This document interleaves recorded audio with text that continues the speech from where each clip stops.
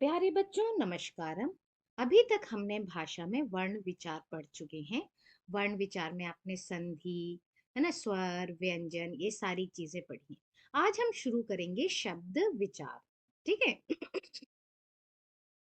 शब्द विचार क्या होता है बेटा? जैसे कोई भी सेंटेंस हो, किसी भी चीज को, न्यूज़पेपर पढ़ते हो आप, बुक्स पढ़ते हो आप, उन चीजों को पढ़ने से भाषा के द्वारा क्या करते हैं, हम अपने विचारों का आदान प्रदान करते हैं, चाहे वो लिखकर हो चाहे सुनकर हो। ये हमने पढ़ चुके हैं। ठीक है। अच्छा, शब्द, यही जो शब्द होते हैं, क्योंकि वो तो वाक्य होते हैं पूरे, जो भी बुक में आप पढ़ते हो, न्यूज़पेपर में पढ़ते हो या किसी भी चीज में पढ़ते हो, वो पूरे क्या होते हैं, वाक्य होते हैं। वर्ण से, वर्ण के उचित संयोजन से क्या बनता है, शब्द बनता है। ठीक है। जैसे क, अ, म, अ, ल, अ। ठीक है। ये क्या है, वर्ण, जो कि हम पढ़ चुके हैं पहले वर्ण विचार में। ये क्या है, वर्ण। वर्णों के उचित संयोजन से क्या बना, शब्द बना। शब्द क्या बना, एक कमल शब्द बन गया। अब इसी कमल से हम मिला के और भी शब्दों को मिलाकर क्या करते हैं, एक वाक्य बना लेते हैं। जैसे हमारा, पुष्प, राष्ट्रीय, है, कमल। ठीक है। ये क्या हो गया, शब्दों का संयोजन है। शब्द मतलब मिलकर कोई सेंटेंस बना रहे हैं, लेकिन क्या ये सही सेंटेंस है? नहीं, है ना। सही सेंटेंस क्या है, कमल हमारा राष्ट्रीय पुष्प है। ठीक है। ये बना हमारा सही सेंटेंस, ये पूरा बना हमारा वाक्य। किससे? शब्दों के संयोजन से, शब्दों के मिलने से। ठीक है। अब ऐसे और भी सेंटेंस हो सकते हैं, जैसे कमल कई रंगों का होता है, सफेद और गुलाबी रंग का कमल मुझे बहुत पसंद है। तो इस तरह के हम और भी सेंटेंस बना सकते हैं। अब हमने इन सब में देखा कि जो वर्णों का उचित संयोजन है, उससे शब्दों का निर्माण हुआ। ठीक है। और शब्दों के उचित संयोजन से किसका निर्माण हुआ, वाक्य का निर्माण हुआ। अब इन वाक्यों के द्वारा हम क्या कर सकते हैं, भिन्न प्रकार के भावों को व्यक्त कर सकते हैं, व्यक्त करते हैं। ठीक है। इस प्रकार हम क्या कह सकते हैं कि भाषा जो है, भाषा भावों और विचारों के आदान प्रदान का साधन है ना। हम पहले ये चीजें जान चुके हैं, रिवाइज हो रही हैं। अब शब्द की क्या परिभाषा बनी इसमें? शब्द की परिभाषा बनी, एक या अनेक वर्णों से बनी स्वतंत्र एवं सार्थक इकाई क्या कहलाती है, शब्द कहलाती है। ठीक है। ये होगी, यहाँ हमने देखा ही ये एग्जाम्पल के द्वारा। अब हम क्या कह सकते हैं, शब्दों के बारे में क्या क्या पॉइंट्स निकल कर आ रहे हैं। शब्दों के बारे में पहला पॉइंट निकल के आ रहा है कि शब्द एक या अनेक वर्णों से बनते हैं। ठीक है। पहला पॉइंट क्या है, शब्द एक या अनेक वर्णों से बनते हैं। जैसे न लिखते हैं ना, किसी को नहीं करना हो तो न, व, है ना, ये व कई चीजें होती है, व यूज करते हैं। ठीक है। तो ये, हाँ, ठीक है, ये सब क्या होते हैं, एक वर्ण से बन गए, एक वर्ण। अब अनेक वर्ण, जैसे हमने कमल अभी देखा है, कमल तीन से मिलकर बन रहा है। ठीक है। चमन, ये ऐसी और भी चीजें, ये नहीं कि अमन चमन और ये अचानक, स्वतंत्र, सार्थक, ये भी अलग अलग वर्ण है, मतलब कई वर्णों से मिलकर बने हैं, बोलने का मतलब है ये। नेक्स्ट होता है, शब्द जो होता है वो भाषा की स्वतंत्र इकाई है। ठीक है, ये स्वतंत्र है बिल्कुल, चमन अलग है, कमल अलग है ना। तो शब्द जो होते हैं, शब्द भाषा की स्वतंत्र इकाई है। ठीक है, और थर्ड पॉइंट हमने क्या समझा? थर्ड पॉइंट है कि प्रत्येक शब्द का कुछ ना कुछ अर्थ होता है, अतः शब्द क्या होते हैं? सार्थक होते हैं। कमल का मतलब है फूल, हम कमल बोलते ही कमल के फूल की ध्यान आ जाती है। ठीक है, ठीक है, ईश्वर बोलते हुए हमें भगवान की बारे में पता चलता है कि भगवान के बारे में बोला गया है। बर्तन से बोलने से बर्तनों के बारे में, लैपटॉप बोलने से लैपटॉप के बारे में, पेन बोलने से पेन हमारे आंखों के सामने आ जाता है। ठीक है, तो क्या है? प्रत्येक शब्द का कुछ ना कुछ अर्थ होता है। ठीक है, कुछ ना कुछ अर्थ होता है, अतः शब्द क्या होते हैं? शब्द सार्थक होते हैं। अब एग्जाम्पल भी लिख लो, आप कुछ भी एग्जाम्पल लिख सकते हो, कमल लिख सकते हो, चलो दूसरा देख लेते हैं, ईश्वर लिख लेते हैं, प्रभु लिख लो, ईश्वर लिख लो, भगवान लिख लो, फूल लिख लो, बर्तन लिख लो, है ना। ये और भी आदि आदि, ये इसके एग्जाम्पल हो गए। शब्द हमारे मन में उठने वाले विचारों एवं उभरने वाले चित्रों तथा हमारे द्वारा किए गए कार्यों को प्रकट करते हैं।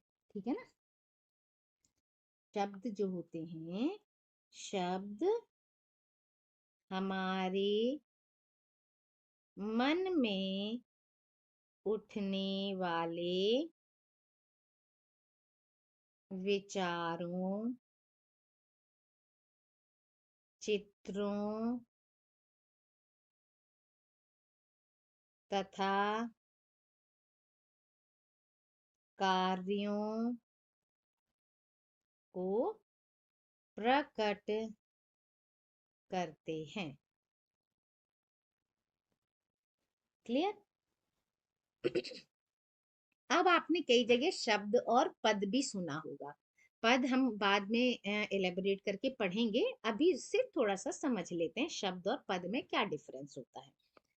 देखिए, शब्द हम अभी पढ़ते आ रहे हैं कि ये शब्द है, स्वतंत्र हैं और है ना, सार्थक हैं, ये सब पढ़ते आ रहे हैं। तो शब्द जो होता है वो भाषा की स्वतंत्र इकाई होता है। ठीक है, शब्द क्या होता है बेटा? भाषा की स्वतंत्र इकाई, अभी हमने पढ़ा ऊपर, है ना। शब्द जो है भाषा की स्वतंत्र इकाई। क्लियर? लेकिन जब यही शब्द व्याकरण के नियमों में बंधकर वाक्य में प्रयुक्त होते हैं तो वो बन जाते हैं पद। ठीक है, क्या होता है? यही शब्द, जब यही शब्द व्याकरण, जैसे हम सेंटेंस वगैरह लिखते हैं, बड़े बड़े सेंटेंस, छोटे सेंटेंस, वो सब क्या कहलाते हैं? पद कहलाते हैं। ठीक है, यही शब्द व्याकरण के नियमों में बंधकर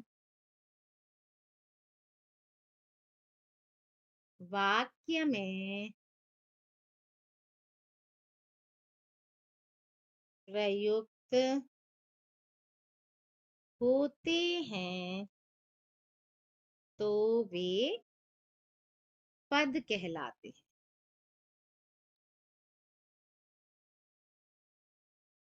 क्लियर?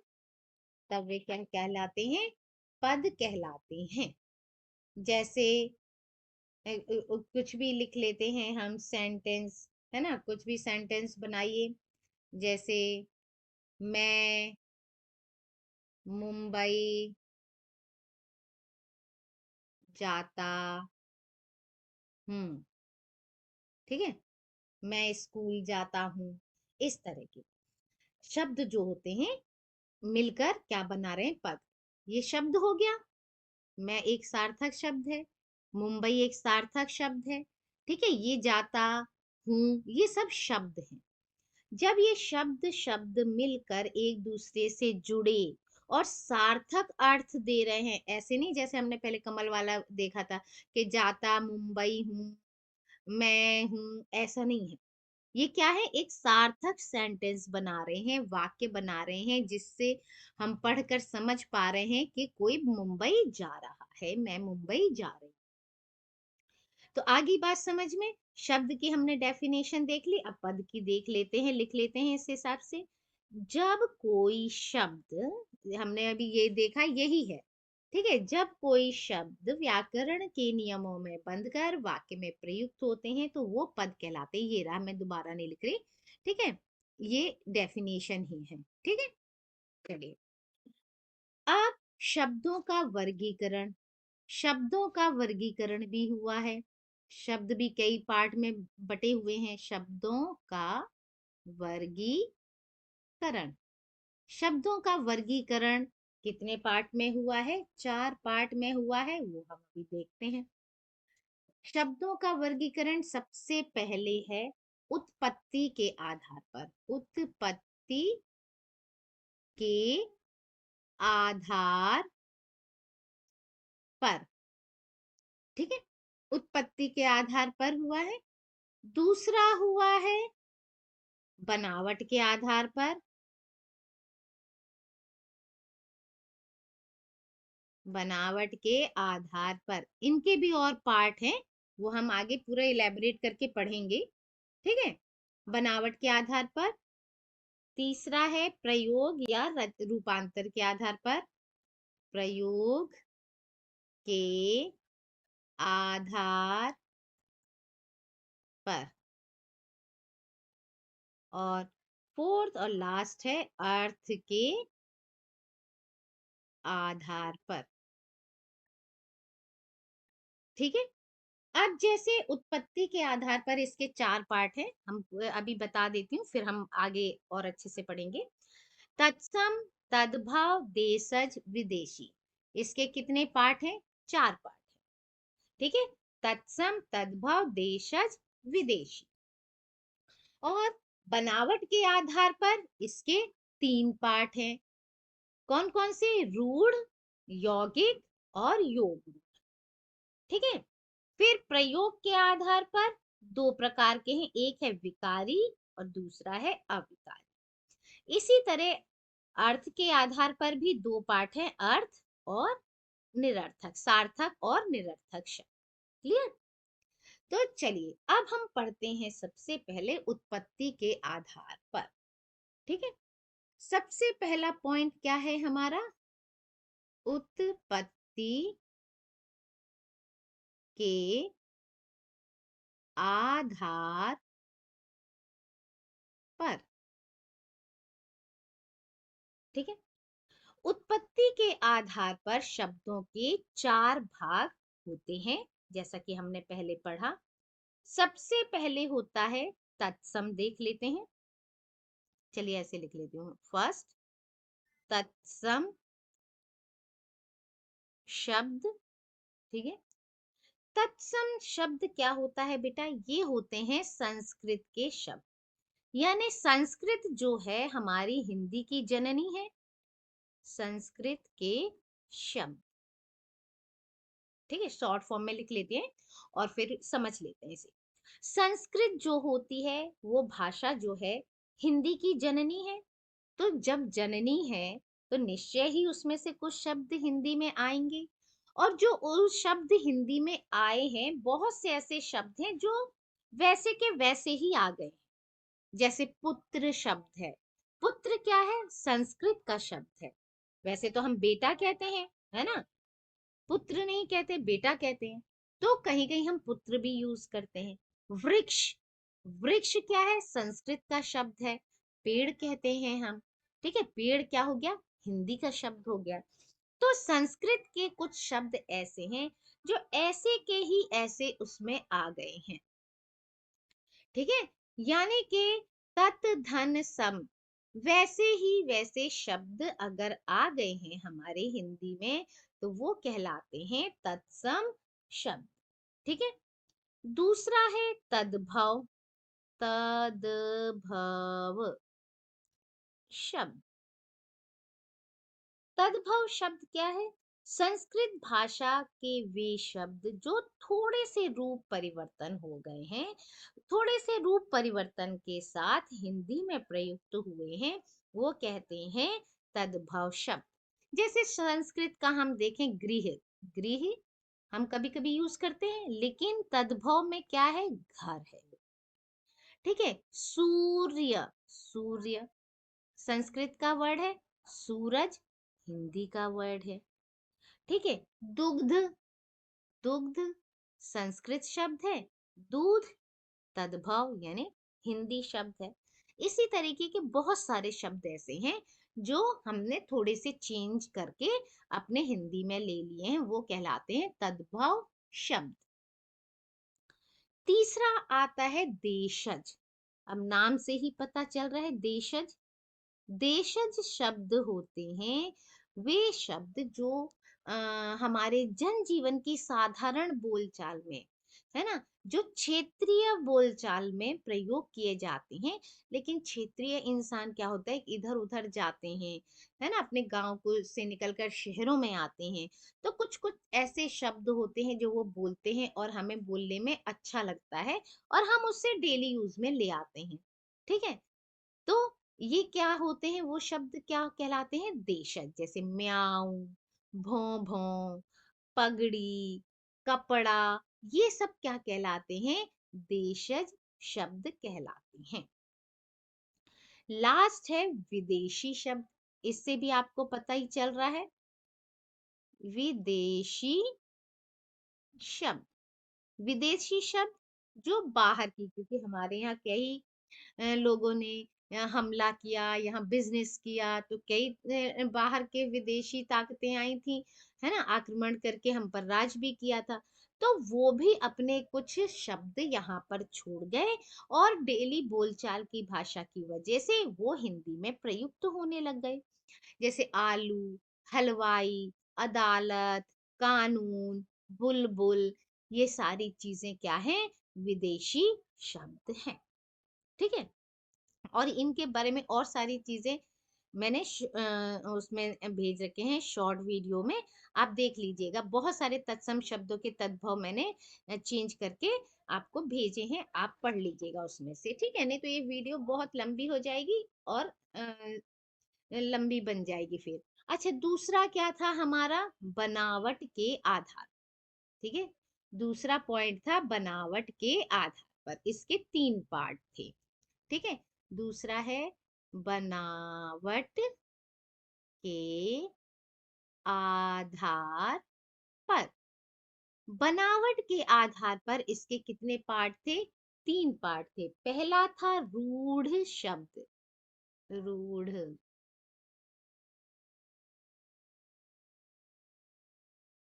नहीं हटा, रूढ़, ये बड़े ऊ की मात्रा है, रूढ़ शब्द। रूढ़ शब्द क्या होता है? जिन शब्दों के सार्थक खंड न किए जा सके उन्हें रूढ़ शब्द कहते हैं। ठीक है, जिन शब्दों के सार्थक खंड न किए जा सके उन्हें रूढ़ शब्द कहते हैं। पहले हम तीनों के बारे में लिख लेते हैं, तीनों क्या पॉइंट है। दूसरा है यौगिक शब्द, यौगिक शब्द, और थर्ड है योग रूढ़। ठीक है, फिर तीनों के बारे में पढ़ते हैं। योग रूढ़ शब्द। ठीक है, हाँ, रूढ़ शब्द क्या हुआ? जिन शब्दों के सार्थक खंड ना किए जा सके उन्हें कहते हैं रूढ़ शब्द। जैसे हाथ, पैर, दिन, रात। अब जो हमने एग्जाम्पल लिया, जैसे हाथ लिया, ठीक है, हाथ का और खंड करो, हा प्लस थ। अब इसका भी अलग कोई अर्थ नहीं है, इसका भी अलग कोई अर्थ नहीं है। पैर का देख लो, पैर, पैर, पै, कोई अर्थ नहीं निकल रहा। अलग अलग इनके कोई सार्थक अर्थ नहीं लिख रहे हैं, ठीक है, इनसे निरर्थक ही अर्थ प्राप्त हो रहा है। तो रूढ़ शब्द अन्य शब्दों यानी सार्थक खंडों से मेल नहीं बनते हैं, यानी सार्थक खंड नहीं हो रहे हैं इनके। ये इस तरीके से आप समझ सकते हैं कि वही शब्द होते हैं, ठीक है। यौगिक शब्द क्या होता है? यौगिक यानी कंबाइंड। कंबाइंड से ही आप समझ रहे हो कि दो या दो से अधिक शब्दों या शब्दांशों के मेल से बनने वाले शब्द, ठीक है। क्या है इसकी डेफिनेशन? दो या दो से अधिक, दो या दो से अधिक शब्दों या शब्दांशों,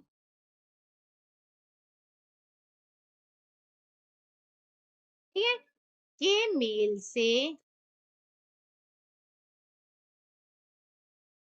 बनने वाले शब्दों को,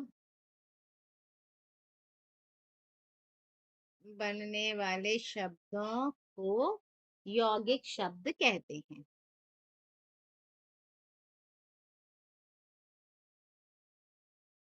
कहते हैं। अब हम यहाँ देखते हैं, उदाहरण से और समझते हैं कि कैसे हुआ। दो या दो से अधिक शब्दों या शब्दांशों, ठीक है, शब्द जैसे दो, पर और उपकार, ठीक है। एक ये शब्द हो गया, एक ये हो गया, इससे मिलकर क्या बना? परोपकार बन गया। ये क्या कहलाता है? यौगिक शब्द। जैसे विद्या, धन, आलय, विद्या का घर यानी विद्यालय, जिसे हम कहते हैं स्कूल, ठीक है। विद्या, धन, अर्थी, विद्यार्थी, पाठ, धन, शाला, पाठशाला, ठीक। इस तरह के जो शब्द बनते हैं वो कहलाते हैं यौगिक शब्द। अब लास्ट आता है योग रूढ़ शब्द, यानी योग भी हो, रूढ़ भी हो, यानी यौगिक भी हो और रूढ़ भी हो। यानी कि दो या दो से अधिक शब्द या शब्दांश से बनते हैं, लेकिन अपने शाब्दिक अर्थ से बिल्कुल अलग तरह का अर्थ निकलता है उनका, ठीक है। पहले डेफिनेशन लिखें, फिर एग्जाम्पल से समझते हैं। दो शब्द, दो, जो शब्द दो या दो से अधिक शब्दों या शब्दों या शब्दांशों से तो बनते हैं, परंतु या लेकिन अपने शाब्दिक अर्थ, शाब्दिक अर्थ से अलग या परे किसी विशेष अर्थ को दर्शाने वाले होते हैं, दर्शाने वाले होते हैं, उन्हें योग रूढ़ कहते हैं। अब जैसे देखो, यहाँ भी दो शब्द हैं, पाठ, धन, शाला, ठीक है, पढ़ने की जगह, पाठशाला, ठीक है। यानी विद्याधन आलय, विद्यालय, अर्थ वही निकल रहा है विद्यालय का भी, कि जहां हम विद्या अर्जित करते हैं। ठीक है।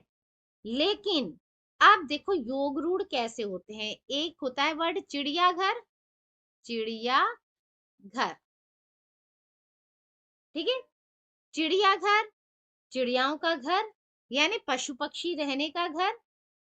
ठीक है। ठीक है। पक्षियों का घर, चिड़ियाघर माने पक्षियों का घर। चिड़िया प्लस घर, इसका शाब्दिक अर्थ क्या है? यही तो हुआ पक्षियों का घर। शाब्दिक अर्थ है पक्षियों का घर, पक्षियों का घर। लेकिन वहां क्या सिर्फ पक्षी रहते हैं? है ना?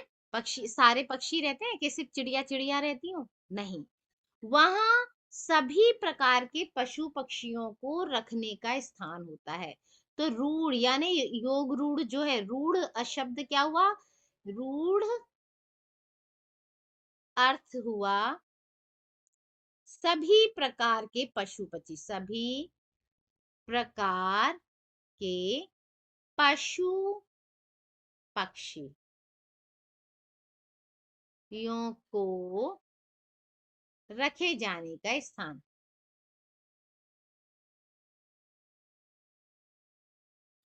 ठीक है। तो यानी कि इसका चिड़ियाघर सिर्फ चिड़िया नहीं रहती हैं, मतलब यौगिक शब्द नहीं है, ये क्या है? योग रूढ़ शब्द है, क्योंकि रूढ़ता इसमें क्या दिखा रही है कि यहाँ पर और भी तरह के पशु भी रहते हैं। दूसरा लेते हैं, इससे और क्लियर होगा आपका। नीलकंठ। ठीक है। नीलकंठ, नील धन कंठ, इसका शाब्दिक अर्थ क्या है? इसका शाब्दिक अर्थ है नीले कंठ वाला, नीले कंठ वाला। लेकिन इसका रूढ़ अर्थ क्या है? हम किसके लिए यूज करते हैं ये हम अपने शिव जी भगवान के लिए यूज करते हैं। ठीक है। इसका रूढ़ अर्थ क्या है? शिव जी। नीलकंठ बोलने से यानी कि शिव जी का ही ध्यान हमारे मन में आता है। तो ये हो गया रूढ़ अर्थ करते हुए, तो योग रूढ़ शब्द। ठीक है। अब चलिए तीसरे पॉइंट की तरफ बढ़ते हैं। तीसरा पॉइंट था प्रयोग के आधार पर। तीसरा क्या था? प्रयोग के आधार पर। प्रयोग के आधार पर इसके मैंने कितने भाग बताए थे? 2 भाग। पहला है विकारी शब्द, विकारी शब्द। ठीक है। पहला क्या है? विकारी शब्द। विकारी यानी इससे पता ही चल रहा है हमको कि जो शब्द भाषा में प्रयोग किए जाने पर लिंग वचन कारक के कारण अपना रूप बदल लेते हैं, वो कहलाते हैं विकारी शब्द। जैसे पहले डेफिनेशन लिख लेते हैं। जो शब्द भाषा में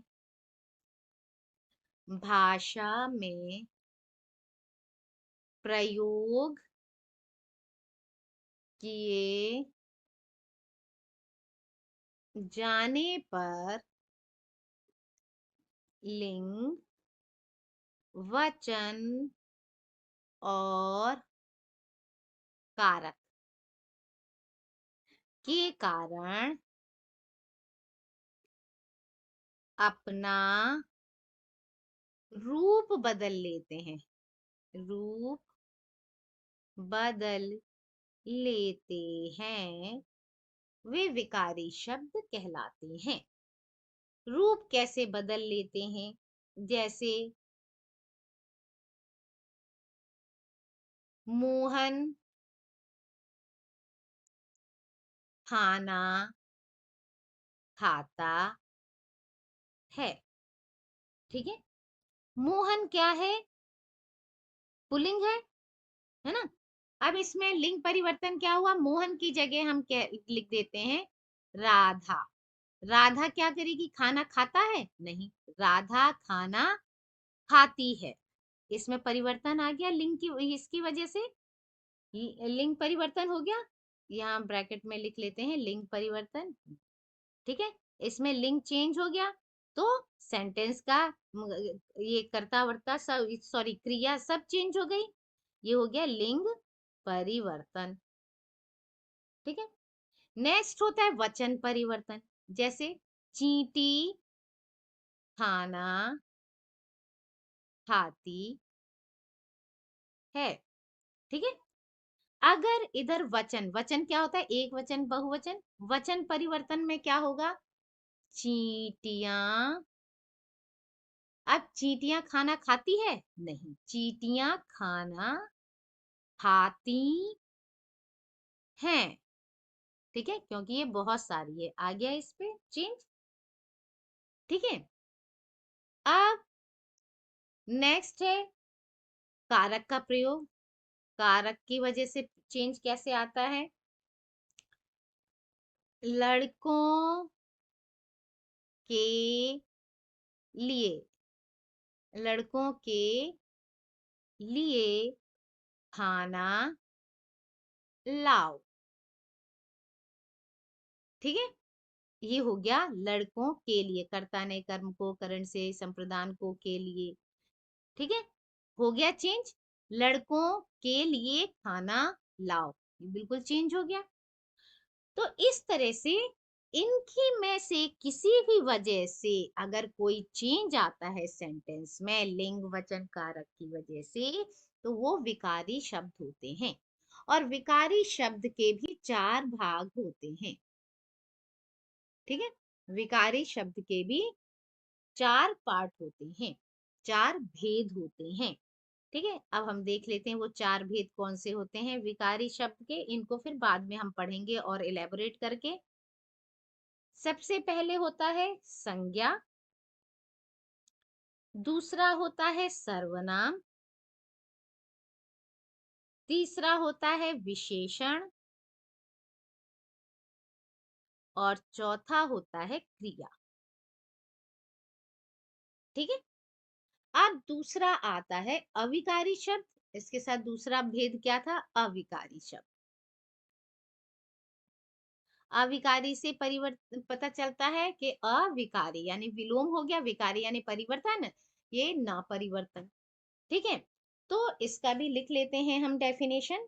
जिन शब्दों को, जिन शब्दों को वाक्यों में प्रयोग करने पर, वाक्यों में प्रयोग करने पर उनमें, उनमें लिंग, वचन या कारक की वजह से, कारक के कारण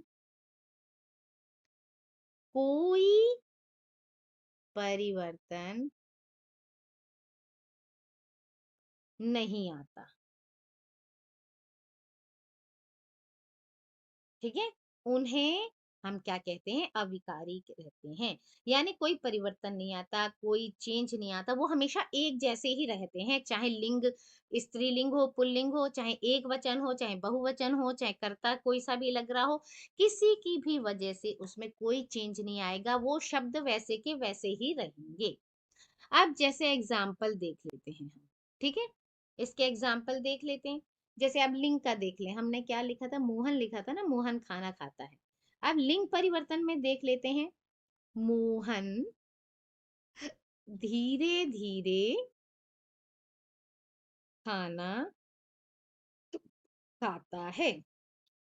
ठीक है, अब हम लिखते हैं राधा लिखा था, राधा लिख लेते हैं, चलिए, राधा धीरे धीरे खाना खाती है। अब देखिए, मोहन की जगह, मोहन की वजह से यहाँ क्रिया खाता हो गया, राधा की वजह से यहाँ क्रिया खाती हो गई, मगर धीरे धीरे, धीरे धीरे इन शब्दों में कोई चेंज आया, बिल्कुल भी चेंज नहीं आया। ठीक है, क्योंकि मोहन भी धीरे धीरे खा रहा है, राधा भी धीरे धीरे खा रही है। ठीक है, इन शब्दों में कोई चेंज नहीं आया। वचन की वजह से, वचन लड़का एक वचन है, लड़का धीरे धीरे चलता है, लिख लो, या खाना खाता है, कुछ भी लिख सकते हैं हम, चलता है। अब लड़का का क्या होते हैं, लड़के, लड़के भी क्या कर रहे हैं, धीरे ही धीरे चलेंगे। उसमें धीरे धीरे का कोई हम परिवर्तन नहीं कर सकते, चलते हैं, सॉरी, है ना, चलते हैं। किसी में भी परिवर्तन हो सकता है, लेकिन इन शब्दों में कोई चेंज नहीं आया, क्रिया बदल गई, सब बदल गया, मगर धीरे धीरे, चाहे वो एक लड़का हो, चाहे बहुत सारे लड़के हों, सब धीरे धीरे हो रहा है। ठीक है। अच्छा, अब क्या था, कारक, कारक की वजह से देखते हैं, लड़कों ने धीरे धीरे बोला या चले। अब लिख सकते हैं, लड़कों को, देखो कारक चेंज हो गया, कर्ता ने कर्म को चेंज हो गया, धीरे धीरे बोलने दो। लड़कों ने आया, चाहे लड़कों को आया, दोनों में से किसी में चेंज हुआ, धीरे धीरे नहीं हुआ। तो इस तरह से ये शब्द में जो चेंज नहीं आया, ये कहलाते हैं अविकारी शब्द, जो परिवर्तन नहीं होते हैं। तो अविकारी शब्द भी क्या होते हैं बेटा, ये भी चार प्रकार के होते हैं, या इनके भेद चार होते हैं। कौन कौन से, क्रिया विशेषण, कौन कौन से होते हैं, क्रिया विशेषण। दूसरा होता है संबंध बोधक, संबंध बोधक। तीसरा है समुच्चय बोधक, और चौथा है विस्मयादि बोधक।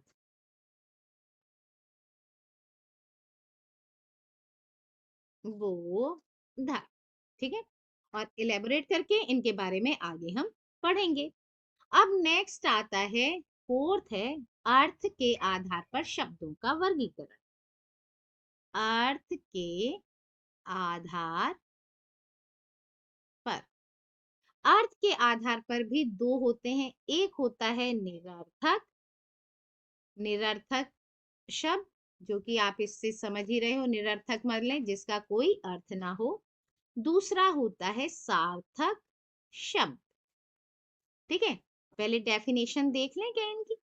जिन शब्दों का कोई अर्थ नहीं होता, जिन शब्दों का कोई अर्थ नहीं होता, उन्हें कहते हैं निरर्थक शब्द। ठीक है, निरर्थक शब्द भाषा में प्रयुक्त होकर अर्थवान हो उठते हैं, या फिर सार्थक शब्द के पीछे लगकर उनका अर्थ विस्तार करते हैं। जैसे क्या होता है, जरा पानी वानी लाना, पानी वानी, पानी वानी क्या है, अरे जरा चाय वाय बना लो, चाय तो सही है, वाय क्या होता है। लेकिन इनका क्या, पीछे लगकर इनका अर्थ का विस्तार कर रहे हैं। ठीक है, हमें मालूम है चाय बनानी है, वाय कुछ नहीं होता, हमें पानी लाना है, वानी कुछ नहीं होता है। ठीक है, तो ये जो शब्द हैं ये निरर्थक होते हैं, लेकिन सार्थक शब्दों के पीछे लगकर उनका अर्थ विस्तार करते हैं। नेक्स्ट आता है सार्थक शब्द, वे शब्द जिनका कुछ ना कुछ अर्थ निकलता ही है, वो होते हैं सार्थक शब्द। ठीक है, क्या है, वे शब्द जिनका कुछ ना कुछ अर्थ निकलता है,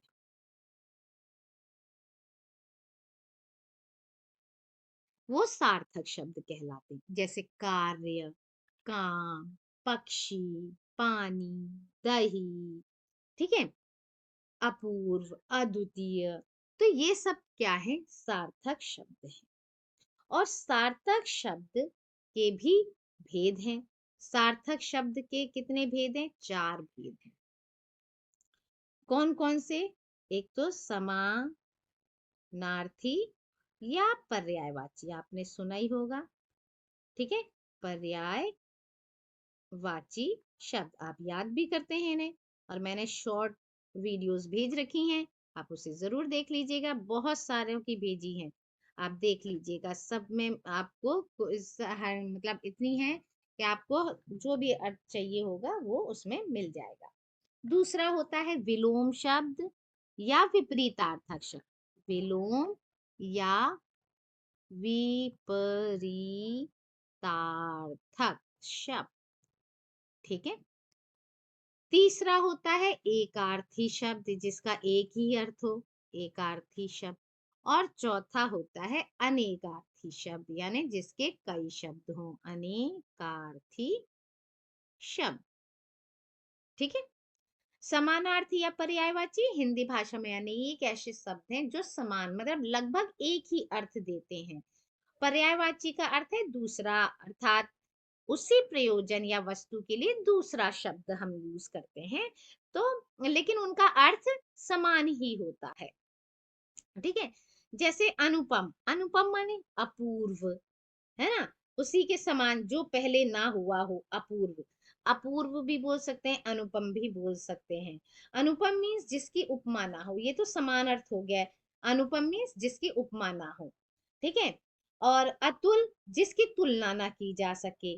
अद्वितीय, जिसके समान कोई दूसरा ना हो। अपूर्व, जो पहले ना हुआ हो। ठीक है। या अनुपम जो है उसके अनुपम का समानार्थी क्या है, इसमें समझ लेते हैं। अनुपम, इसके समानार्थी क्या हो गए? अपूर्व हो गया। इसका पहले तो हम पर्यायवाची देखते हैं, अपूर्व। ठीक है। अनुपम के को हम और क्या कह सकते हैं? अपूर्व कह सकते हैं। और क्या कह सकते हैं? अद्वितीय कह सकते हैं। और क्या कह सकते हैं? अतुल कह सकते हैं, अतुल। ठीक है। अब इसका अर्थ क्या होता है? अपूर्व का असल में अर्थ होता है जो पहले ना हुआ। ठीक है। अनुपम का मतलब होता है जिसकी उपमा ना की जा सके, यानी पहले कोई ऐसा काम नहीं हुआ, उसकी उपमा दे ही नहीं सकते हम। अद्वितीय, जिसके समान कोई दूसरा ना हो। अनुपम का भी तो वही है, उपमा नहीं है, अद्वितीय है, उसके समान है ही नहीं कोई, तो तुलना हम नहीं कर सकते, उसकी उपमा किसी से दे नहीं सकते। अतुल, जिसकी तुलना ना की जा सके। तो इस तरह से ये इसमें एक में ही हम पढ़ते हैं पर्यायवाची और समानार्थी। फिर आता है विलोम या विपरीतार्थक शब्द। ठीक है। समानार्थी मतलब हम कब प्रयोग करते हैं, पहले एक बात और समझ ले कि जैसे अपूर्व है जो पहले ना हुआ हो, अगर इसी से रिलेटेड कोई अर्थ दे रहा है उस सेंटेंस में, तो हम सिर्फ उस सेंटेंस में उसको यूज करेंगे। लेकिन पर्यायवाची क्या है, हम कंफ्यूज नहीं हो उसके लिए। अनुपम, है ना, कंफ्यूज नहीं होना बेटा। पर्यायवाची में क्या है, उसके पर्याय हम उसकी जगह और चीजें रख सकते हैं, जैसे सूर्य। ठीक है। सूर्य हम बोलते हैं तो सूरज भी हम बोल सकते हैं, हम दिनकर भी बोल सकते हैं, हम भास्कर भी बोल सकते हैं। ठीक है। इस तरह से इसके पर्याय हैं, इसकी जगह पर हम और चीज रख सकते हैं, इनमें से कोई चीजें। ठीक है, जिससे कि उसका अर्थ चेंज ना हो सेंटेंस का। ठीक। और समानार्थी में वो उसके समान ही कोई दे रहा हो, जैसे अपूर्व की ही दे रहा हो कि उसके पहले नहीं हुआ है ऐसा कोई काम, तभी हम इसको लिखेंगे। ठीक है, समान अर्थ में। अब चलिए विलोम या विपरीतार्थक, ये तो हमें पता ही है कि उल्टा अर्थ देना होता है। अगर प्रकाश बोल रहा है तो प्रकाश का उल्टा अंधकार ही बोलना पड़ेगा हमको, है ना, अंधेरा। तो इस तरह से विलोम शब्द हो गए। एक अर्थी, जिसका एक ही अर्थ होता है, जैसे किसी का नाम ले लो, वो एक ही होगा, है ना। तो जनवरी फरवरी महीने वगैरह ले लो, उनका एक ही अर्थ होता है। अनेकार्थी में भी कई अर्थ हो जाते हैं, जैसे हम वर्ण ले ले, वर्ण मीन्स रंग भी होता है, अनेक अर्थ हो गए। वर्ण का मतलब रंग भी होता है, और वर्ण का मतलब जाति भी होती है। वर्ण व्यवस्था आपने हिस्ट्री में पढ़ा होगा, हिस्ट्री में, सिविक्स में, है ना। और वर्ण का मतलब अक्षर भी होता है। तो इस तरह से एक ही अर्थ के, एक ही शब्द के कई अर्थ हो गए। ठीक है, तो इस तरह से हमने ये सारी चीजें पढ़ ली शब्द विचार में। पर्यायवाची की शॉर्ट वीडियो मैंने बहुत सारी अपलोड कर रखी हैं, आप देख लीजिएगा। पर्यायवाची उसमें से ढूंढ लीजिए, पढ़ लीजिए। और मैंने ऐसे विलोम शब्द भी भेज दिए हैं, विलोम शब्द भी आप पढ़ सकते हैं, उनमें से अनेकार्थक शब्द भी पढ़ सकते हैं। तो आप इस तरह की चीजें, और अनेक शब्दों के लिए एक शब्द भी मैंने अपलोड कर रखा है, तो आप उन्हें देख सकते हैं। अच्छा, एक चीज और होती है इसमें, एकार्थक प्रतीत होने वाले शब्द। कुछ कुछ शब्द ऐसे होते हैं जो हमें लगता है कि एक जैसे ही है। ये और एक पढ़ लीजिए, ये बहुत जरूरी है। एकार्थक प्रतीत होने वाले शब्द। अब बच्चे क्या करते हैं, बहुत सी चीजों को गलत लिख देते हैं। ठीक है, एक देखो बच्चे दिन और दीन, हमें लग रहा है कि ये एक ही है और मात्रा गड़बड़ कर देते हैं, लेकिन ये दोनों एक नहीं है। दिन मीन्स दिन, दिन का उजाला, है ना, सुबह। दीन मतलब गरीब। ठीक है, ठीक, दिन मीन्स उजाला या सवेरा, उजाला या सवेरा, इस तरह से आप लिख सकते हो। ठीक है, अब और क्या होता है, अच्छाई और भलाई। हमें लगता है अच्छाई मतलब भी अच्छा, भलाई मतलब भी अच्छा, लेकिन नहीं। अच्छाई मतलब जैसे श्रेष्ठ हो किसी में, उत्तम, ठीक है, सर्वश्रेष्ठ। और भलाई करना यानी किसी पर परोपकार करना। ठीक है, ये हो गया दो, परोपकार। अच्छा, अपराध, एक होता है अपराध और एक होता है पाप।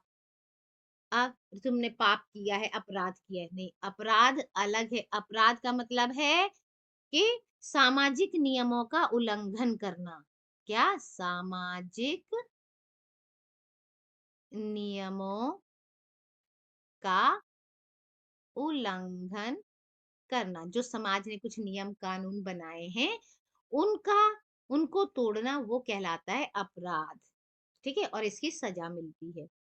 पाप, जो नैतिक नियम होते हैं, पाप करना, किसी को मारना नहीं है, किसी को ये नहीं करना है, किसी से बुरा नहीं बोलना है, जो सामाजिक नियम है।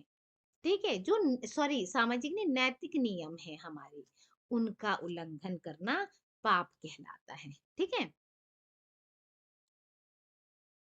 नैतिक नियमों का उल्लंघन करना पाप हो गया।